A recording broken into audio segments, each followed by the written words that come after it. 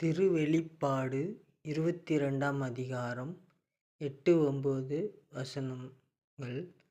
யோவானாகிய நானே இவற்றையெல்லாம் கண்டேன், கேட்டேன். அப்பொழுது இவற்றை எனக்குக் காட்டிய வானதூதரை வணங்கும் பொருட்டு அவருடைய காலடியில் விழுந்தேன். அவரோ என்னிடம், வேண்டாம், உனக்கும்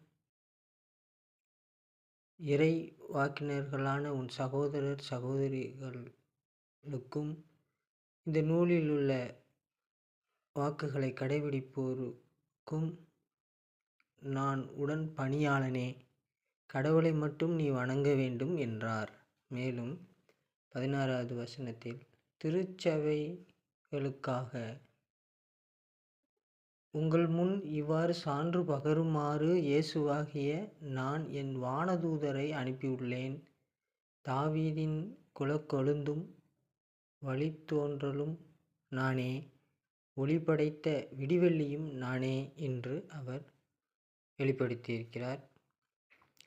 இதிலிருந்து நாம் புரிந்து கொள்ள வேண்டியது, ஊழியர்களையோ இறை தூதர்களையோ இறைவாக்கினர்களையோ தீர்க்கதரிசிகளையோ நாம் வணங்கக்கூடாது.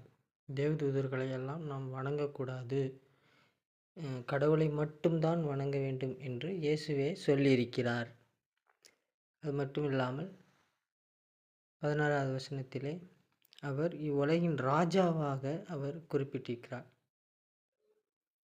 மற்றும் வானத்தில் அவர் விடிவெளி நட்சத்திரமாக இருப்பதாகவும் அவர் வெளிப்படுத்தியிருக்கிறார். தாவீதின் குலக்கொழுந்து என்றால் இந்த உலகின் அவர் ராஜாவாக இருப்பதாக அவர் அந்த வார்த்தைகளை வெளிப்படுத்தியிருக்கிறார். அது மட்டும் இல்லாமல் வானத்திலிருந்து நம்மை அவர் கவனிக்கிறார் விடிவெளி நட்சத்திரமாக என்றும் அவர் குறிப்பிட்டிருக்கிறார். இறைவனுடைய ஆசீர்வாதம் நம் அனைவரோடு இருப்பதாக. ஆமீன்.